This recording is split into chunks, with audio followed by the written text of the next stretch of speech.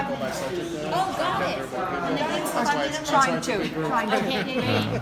And this is all about Sunnyside Yards. Oh, yes. I think yes. mostly. Yeah, Right, I mean, mostly. it's like the overdevelopment, and then there are two What things. they're proposing. Yeah, there's part A, part B. So part A is so the overdevelopment. Part A is Sunnyside Yards. Part B is the proposed building on 48th. And what's 48th Street and Northern Boulevard in Astoria. Oh, yes.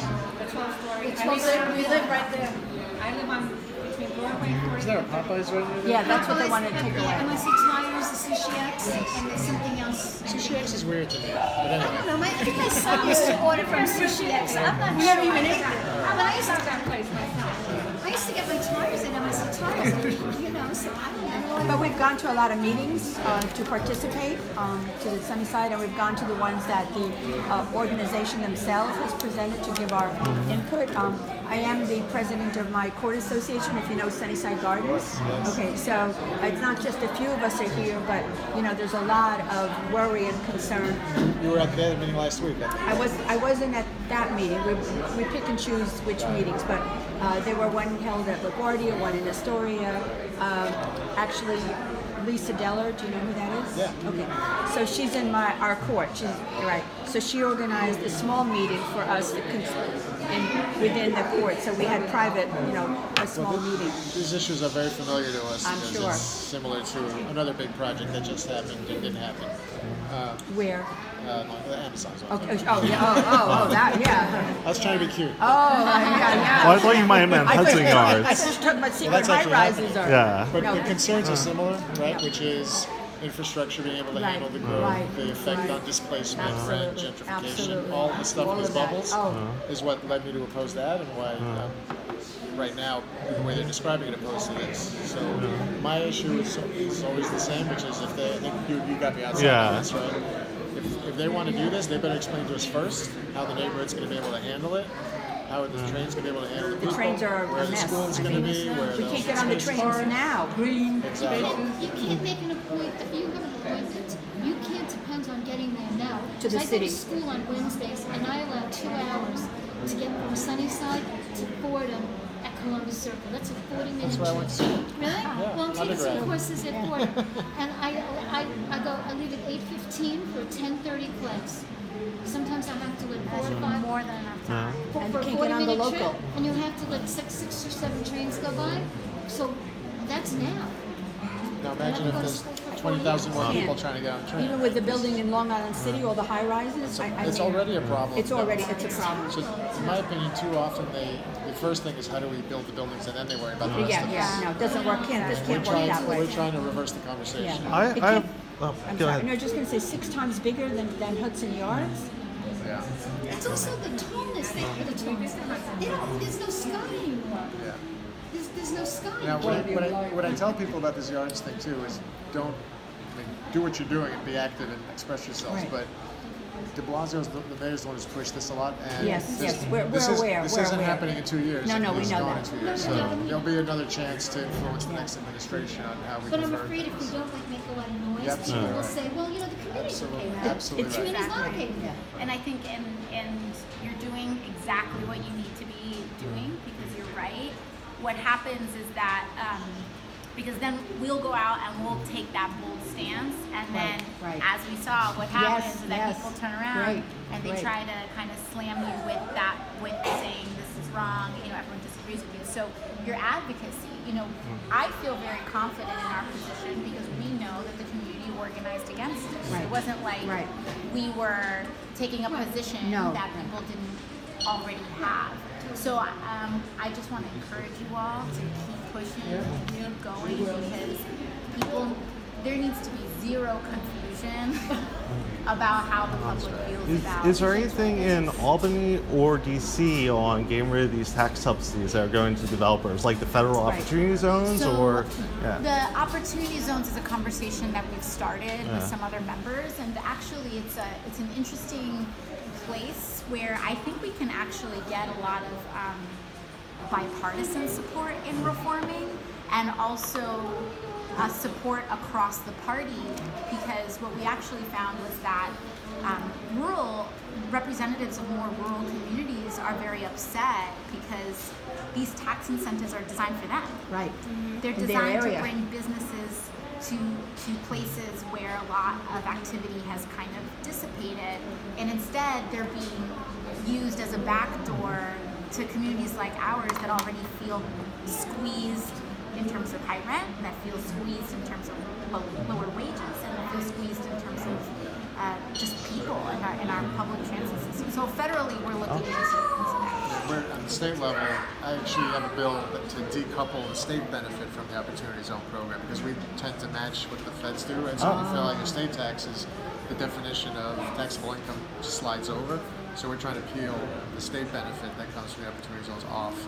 And there's also another bill that Julie Salazar has that is saying that New York should not participate in these contests the way the Amazon thing was, like the That's great. incentive That's a contests. So we're working on it as best we can. And this one, she's going to watch us. She's not gonna...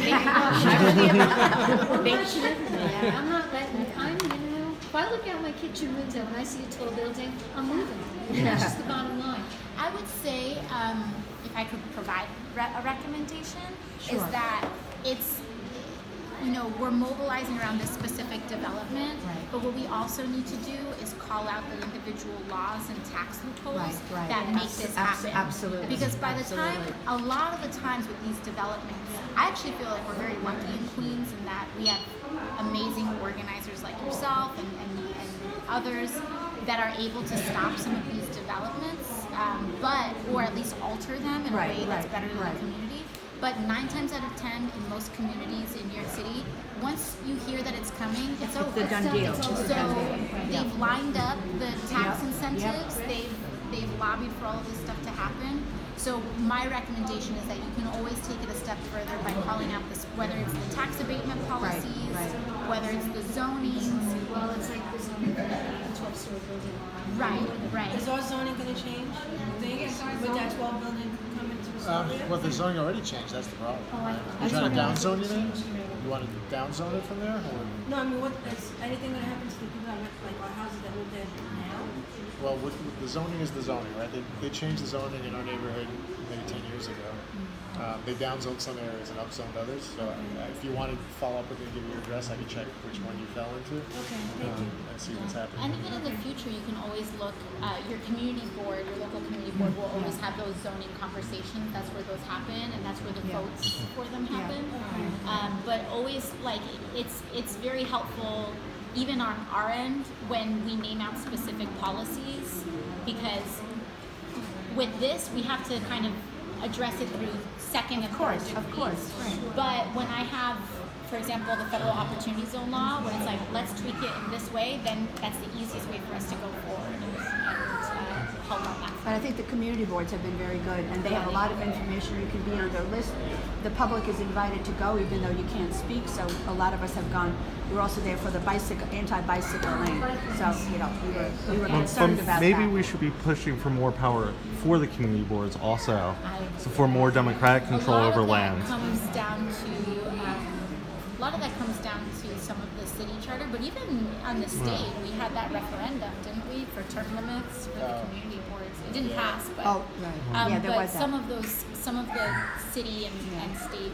Because we didn't think it was fair that some of the community, whether it was the homeless shelters or various things that are happening, the community board voted against them, just like the bike lanes. And so it was shocking that de Blasio or... Well, I think that's this gentleman's point too. The community boards are just advisory. Right. But we should empower. Yeah, but I mean, when the public goes there and testifies, and everybody's on board, and it was an overwhelming majority in many cases, it's just sort of, communities matter, and we get very concerned about what's happening. And that's why we're here. Right. Because the I mean, system I grew tries up in Sunnyside Gardens as a kid. Looking, my parents bought in the right place, and they were just blue collar immigrants, were foreigners, and raised my children, and my grandchildren loved to visit, and just a great neighborhood, And my son-in-law keeps saying, "Sell your house, my little home is worth $1 million plus." I said, "But I love my area. I love my area." That's what my mom tells me too. Right. And what's happening to the store at Steinway Street? Oh, I was born and stores, raised in empty. Astoria, and now it's like, it's deserted. I empty stores. Every store is like out of business. It's the business improvement And district. it's like nobody wants to come. Well, they're coming to all the others, like coming to 30th Avenue and Broadway and Ditmars, but for some reason Steinway's. Steinway is. I don't know. Sometimes it's the landowners are just asking too much, like that. Yeah, that happens in my neighborhood too. Sometimes they kind of plan or force for that turnover to happen. Yeah. So just in 1 year, they'll just tell every business on the block they'll raise it to a sustainable amount with the intention of getting those businesses out to put different ones in. Well, thank you so much. Oh, thank you. Thank you for your time. Of course. Thank you. Thank you. And I'm sure we'll be in touch. as a CUNY adjunct, fully fund CUNY and $7K for adjuncts. I would love to give you my card too. Oh, Are you okay. organizing a group of protesting Sunnyside Yards? Yes, I'm part of a group. Our information is at the bottom of this flyer. great. Oh, okay. Thank you so much. Keisha. Derek. Nice to meet you. Nice to meet you. Thank you.